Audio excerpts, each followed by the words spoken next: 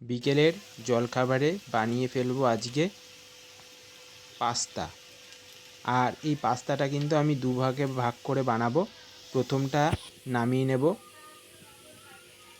একদম ভেজে, আর তারপরে কিন্তু ডিম দিয়ে বানিয়ে ফেলবো এগ পাস্তা। আর এভাবেই কিন্তু পাস্তার রেসিপি আজকে বানিয়ে ফেলার জন্য প্রথমেই কিন্তু আলু আর গাজরগুলো ছোটো ছোটো করে কেটে সেটাকে কিন্তু ভেজে নিচ্ছি। আর তার আগে পাস্তাটাতে জল দিয়ে সেটাকে সিদ্ধ করে রেখেছিলাম। আর আলুটা ভাজা ভাজা হয়ে যাওয়ার পরে যখন দেখলাম আলুটা মোটামুটি ভাজা হয়ে রয়েছে, তখন কিন্তু পাস্তাটা আস্তে করে সেখানটাতে ধীরে ধীরে দিয়ে তারপরে কিন্তু আলু এবং পাস্তার মিশ্রণটাকে ভালো করে মেশাতে হবে। কারণ পাস্তা যাতে একদমই দলা পাকিয়ে না যায় বা বেশি পরিমাণে জলে সেটি যাতে কাদা কাদা ভাব না হয়, সেটা কিন্তু আগে দেখে নিতে হবে।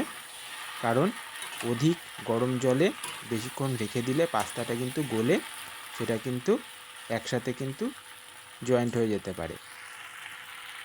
আর সেটা আগে থেকে কিন্তু অল্প করে জল দিয়ে সেটাকে কিন্তু ঠিক করে নিয়েছিলাম। এরপরে কাঁচা পেঁয়াজ এবং কিছু বরবটি এবং লঙ্কা দিয়ে সেটাকে কিন্তু জাস্ট ফ্রাই করে নিচ্ছি। আর এদিকে কিন্তু আগে থেকেই কিন্তু আমি ভেজ পাস্তাটাকে তৈরি করে রেখেছিলাম। আর যদি মনে করেন বাড়ির কেউ ভেজ পাস্তা খেতে চায়, তাহলে কিন্তু তাকে ভেজ পাস্তা আপনি সেখান থেকে কিন্তু দিতে পারেন।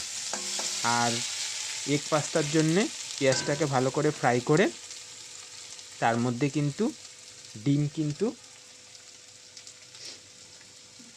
দিয়ে সেটাকে কিন্তু জাস্ট অমলেটের মতন করে, অর্থাৎ ভুজিয়া টাইপের করে নিতে হবে, যাতে ডিমের প্রতিটি অংশ পাস্তার সাথে মিশে যেতে পারে।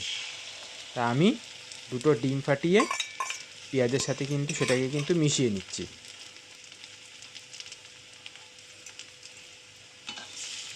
আর বিকেলের একঘেয়েমি প্রতিদিনের মুড়ি চানাচুর এ ধরনের খাবার থেকে আপনি কিন্তু মাঝে মাঝে পাস্তা বানিয়ে নিতে পারেন। আর পাস্তা বিভিন্ন ধরনের দেখতে হতে পারে, কোনোটি চাউমিনের মতনই অর্থাৎ স্পাইরাল টাইপের। আমি যেমন ঝিনুক পাস্তাটাই নিয়েছিলাম, আর ঝিনুক পাস্তাটা দিয়েই কিন্তু আজকে এই পাস্তা রেসিপিটা বানাচ্ছি।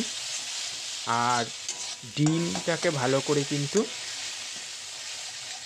ভাজা ভাজা করে নিচ্ছি, যাতে ঝুড়ো টাইপের হয়ে যায়, অর্থাৎ পাস্তার যে মিশ্রণটাকে যখন আমি দেব সেটা যাতে পুরোপুরি যাতে মিশে যেতে পারে। আপনারা দেখে দেবেন, তবে বেশি ঝালের ক্ষেত্রে কিন্তু সেটা কিন্তু স্বাস্থ্যসম্মত অতটা হবে না। তাই বিকেলের বাইরের খাবারের থেকে ঘরে কিন্তু এ ধরনের খাবার কিন্তু বানিয়ে নিতে পারেন, এবং বাড়ির বাচ্চাদের জন্যও কিন্তু খুব ভালো। এবং বাইরের এই ফাস্টফুডের থেকে এটা কিন্তু অনেকটাই কিন্তু শরীরের পক্ষেও ভালো হবে। কারণ যেহেতু আপনি গাজর মতন যে ভেষজ যেই জিনিসগুলো গুণসম্পন্ন এগুলো দিচ্ছেন, ফলে কিন্তু অনেকটাই কিন্তু বাচ্চাদের ভালো লাগবে, মুখের স্বাদও বাড়বে এবং এগুলো তারা খেতেও পছন্দ করবে। তা আমি কিন্তু এবার পাস্তাটাকে, যেটা আগের থেকে ভেজ পাস্তাটা তৈরি করে রেখেছিলাম, সেটা কিন্তু এবার এই ডিমের যে ভুজিয়াটা বানানো হলো তার সাথে কিন্তু মিশিয়ে নিচ্ছি। এবং আপনারা দেখবেন রাস্তায় যে পাস্তাটা তৈরি করে, বা আমিও খেয়েছি রাস্তায় বিভিন্ন অফিস পাড়াগুলোতে সাধারণত যে পাস্তাগুলো বানায়, সেখানটাতে কিন্তু মেয়োনিজ বা সসেস দিয়ে সেটা কিন্তু একটা গ্রেভি টাইপের করে, কিন্তু আমি সস কিন্তু দিয়ে কিন্তু জাস্ট সেটাকে মিশিয়ে কিন্তু পরিবেশন করছি। আর এটা অনেকটাই ভালো বাইরের বিভিন্ন ধরনের বাজে সসের থেকে।